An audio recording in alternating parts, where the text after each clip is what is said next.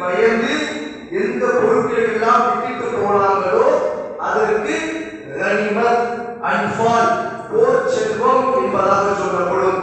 அது எனக்கு தான் சொந்தம் என்பதாக சில சஹாபாக்கள் உரிமை கொண்டாடினார்கள். அப்போ அல்லாஹ் சுப்ஹானஹு வ தஆலா போர் செல்வம் என்பது இது நபிமார்களுக்குரியது. ஃபர்ஸ்ட் கண்மணி நாயகம் ஸல்லல்லாஹு அலைஹி வஸல்லம் அவங்களுக்கு தான். பிறகு அவங்க மூலமாக யாராருக்கு பிரிக்கப்பட்டு கொடுக்கப்படுமோ அதாவது அவங்களுக்கு தவிர மற்ற யாரும் இதில் உரிமை கொண்டாட முடியாது என்பது சம்பந்தமான ஆயத்துக்கள் அல்லாஹ் சுப்ஹானஹு வ தஆலா இந்த சூறாவில் சொல்லி காட்டுவார். அதே போல அதற்கடுத்து வரக்கூடிய சூரத்து தௌபா என்று சொல்லக்கூடிய அந்த அத்தியாயத்தில் ஏராளமான சம்பவங்கள். ஆரம்பத்தில் அல்லாஹ் சுப்ஹானஹு வ தஆலா அந்த ஆயத்தையே கோபமான முறையில் நிறுப்பான். கோபமான முறையில் அல்லாஹ் சுப்ஹானஹு வ தஆலா என்ன பண்ணுவான்? இறங்கி வைப்பான். பராஅத்து மினல்லாஹ், இன்றோட அதாவது காஃபிர்களுக்கும் எங்களுக்கும் மத்தியில் உள்ள ஒரு நீண்ட இடைவெளி என்பது ஏற்பட்டு விட்டது, எங்களை விட்டு அவர் ஒதுங்கி விட்டார் என்று கருத்துப்பட அல்லாஹ் சுப்ஹானஹு வ தஆலா ஆயத்தை இறங்கி வைத்தார். சகோதரர்களே, மக்காவுடைய வெற்றிக்கு பிறகு இந்த ஆயத்தை இறங்கியது.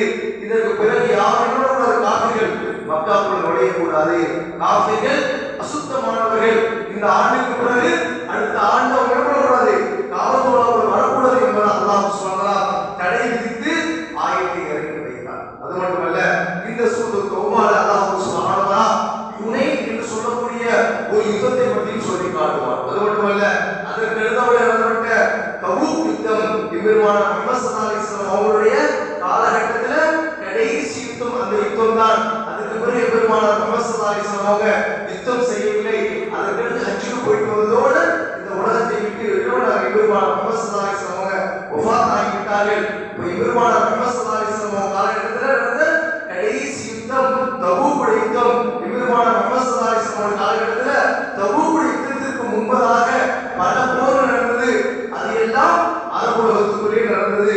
ஆனால் இந்த போர் மட்டும் பாரசீகத்துடைய கிறிஸ்துவர்களுடன் கிட்டத்தட்ட 1,00,000க்கு மேற்பட்ட நபர்கள் இப்ராஹிம் முஹம்மது ஸல்லல்லாஹு அலைஹி வஸல்லம் அவங்க கூட இருந்தாங்க. சொற்ப சஹாபாக்கள் போயிடுவாங்க, சண்டை காண்டி போனாங்க. அது மட்டுமல்ல, கிட்டத்தட்ட 900 கிலோமீட்டர் என்பதாக சொல்லப்படுகிறது, 700 மைல் என்பதாக சொல்லப்படுகிறது. கிட்டத்தட்ட அரபு உலகத்தை தாண்டி ஒரு இடத்துக்கு போய் இப்ராஹிம் முஹம்மது ஸல்லல்லாஹு அலைஹி வஸல்லம் அவங்க சண்டை காண்டி போனாங்க. இந்த போரை பற்றி எல்லாம் குர்ஆனில் சொல்லிக் கொள்வது மிகவும் சிரமமான போர், மிகவும் கஷ்டமான போர் என்பதாக சொன்னார். அல்லாஹ் சுப்ஹானஹு இப்ராஹிம் முஹம்மது ஸல்லல்லாஹு அலைஹி வஸல்லம் எந்த போருக்கு போறதுக்கு முன்னாடி விட மாட்டாங்க, எந்த விதமான ரகசியத்தையும் சொல்ல மாட்டாங்க யாருமே. இந்த போருக்கு போறோம், இந்த இடத்துக்கு போறோம் என்பதாக எந்த போரையும் பேச எல்லாம் வெளிப்படையாக எதுவுமே பேச மாட்டாங்க. ஆனா இந்த போர்ல மட்டும்தான் இத்தனை கிலோமீட்டர் தாண்டி போறோம், இந்த இடத்துக்கு போறோம், இன்னென்ன செலவாகும் என்பதாக எல்லா விஷயங்களும் சஹாபாக்கள் சொன்னார். அது மட்டுமல்ல, உங்களால முடிஞ்ச அளவுக்கு இந்த போர்களை உதவி செய்யுங்க என்பதாக நபிகள் நாயகம் ஸல்லல்லாஹு அலைஹி வஸல்லம் அவங்க அறிவிப்பு செஞ்சாங்க. இதுலதான் அபூபக்கர் சித்திக் ரலியல்லாஹு அன்ஹு அவருடைய வீட்டில் உள்ள எல்லா பொருட்களையும் வந்து போட்டாங்க. உமர் ரலியல்லாஹு அவங்க தன்னுடைய பாதி சொத்துக்களை வந்து போட்டாங்க. உஸ்மான் ரலியல்லாஹு அவங்க பெரும் செல்வந்தர், அவரும் பெரிய இந்த போருக்காண்டி போருடைய உதவி செய்வதற்காண்டி செல்வம் குறிச்சாங்க. சில சஹாபாக்கிட்ட ஒண்ணுமே இல்ல, ஒரு பேச்சம் கொண்டு போட்டாங்க.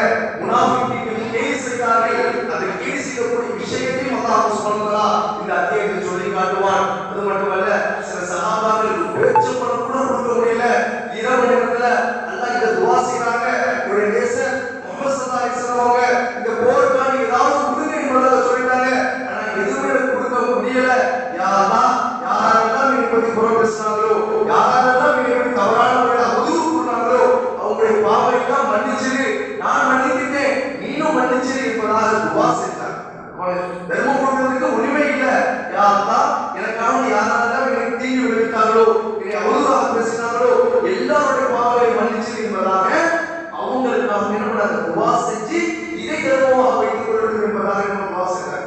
மறுநாள் காலையில் அல்லாஹ் சுப்ஹானஹு வ தஆலா இப்ராஹிம் முஹம்மது ஸல்லல்லாஹு அலைஹி வஸல்லம் அவங்களுக்கு இதை தெரியப்படுத்தினார்.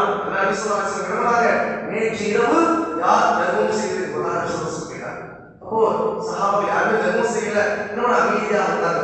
மீண்டும் மீண்டும் எம்பெருமானார் முஹம்மது ஸல்லல்லாஹு அலைஹி வஸல்லம் கேட்கும்போது யா ரசூலல்லாஹ் நான் தர்மம் செய்யல, மாறாக இப்படி ஒரு துஆவை செஞ்சு என்பதாக சொன்ன உடனே அல்லாஹ் இதை தர்மமாக ஏற்றுக்கொண்டான் என்பதாக கண்மணி நாயகம் ஸல்லல்லாஹு அலைஹி வஸல்லம் சொன்னாங்க.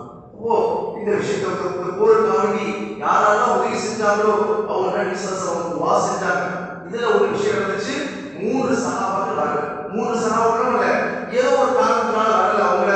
அவங்க விஷயமாக அல்லாஹ் என்னன்னா அல்லாஹ் தான் முடிவு செய்வான் என்பதை நிசசம் சொல்றாங்க. ஏன்னா நபி ஒரு போருக்காண்டி அழைக்கலாம்னு சொன்னாங்க, எல்லாருமே கண்டிப்பான முறையில் வந்து சேர்ந்து ஆகணும். வரலைன்னா அவங்களுடைய ஈமான் சந்தேகத்திற்குரியது.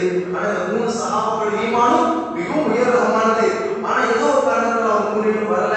அதன் காரணமாக கிட்டத்தட்ட 50 நாட்கள் எம்பெருமானார் முஹம்மது ஸல்லல்லாஹு அலைஹி வஸல்லம் அவங்களும் சரி மற்ற சஹாபாக்களும் சரி பேசாம ஒதுக்கி வைத்திருந்தார்கள். அது மட்டுமல்ல, வெறும் ஒரு நேரம் வந்துச்சு, மனைவி கூட அவங்க பிரிஞ்சிருக்கணும் என்பதால் கற்பிக்கப்பட்டுச்சு. அல்லாஹ் சொல்றாங்கன்னா அவங்களுடைய தௌபாவை அங்கீகரித்தான். எல்லாரும் உண்மையான ஒரு தௌபா செஞ்சாங்க. அல்லாஹ் சொல்றாங்க என்னன்னா தௌபாவை ஏற்றுக்கொண்டான். அதனாலதான் இந்த சூராவுக்கு பேரே தௌபா என்பதாக பெயரிடப்பட்டது. அந்த சம்பவத்தை எல்லாம் அல்லாஹ் இந்த அத்தியாயம் சொல்வதன் காரணமாக தான் இந்த அத்தியாயத்திற்கு தௌபா என்பதாக பெயரிடப்பட்டது. அது மட்டுமல்ல, இந்த அத்தியாயத்தில் அல்லாஹ் சுப்ஹானஹு வ தஆலா ஜகாத்தை யாருக்கு வழங்க வேண்டும், தர்மத்தை யாருக்கு வேணாலும் கொடுக்கலாம், காஃபிர்களுக்கு கொடுக்கலாம், முஸ்லிம்களுக்கு கொடுக்கலாம், யாருக்கு வேணாலும் தர்மத்தை கொடுக்கலாம். ஆனா ஜகாத்தை 8 பேருக்கு மட்டும்தான் கொடுக்கணும். இவங்க அல்லாத மற்ற நபர்களுக்கு கொடுத்தால் அந்த ஜகாத் ஏற்றுக்கொள்ளப்படாது என்பதாக அல்லாஹ் சுப்ஹானஹு வ தஆலா இதே அத்தியாயத்தில் தான் ஒரு ஆயத்தை சொல்லி காட்டுவார். சகோதரர்களே, இது போன்ற எண்ணற்ற விஷயங்கள் சூரத்து தௌபால வந்திருக்கிறது. அது மட்டுமல்ல, எம்பெருமானார் முஹம்மது ஸல்லல்லாஹு அலைஹி வஸல்லம் அவங்களும் அபூபக்கர் சித்திக் ரலியல்லாஹு அன்ஹும் மக்காவை தொடர்ந்து மதீனாவுக்கு சென்றாங்களே, அந்த ஹிஜ்ரத்துடைய பயணத்தையும் அல்லாஹ் இந்த அத்தியாயத்தில் தான் சொல்லி காட்டுகிறார். வல்ல ரஹ்மான் இந்த அத்தியாயத்தை முழுமையான முறையில் பாக்கியத்தை நாம் அனைவருக்கும்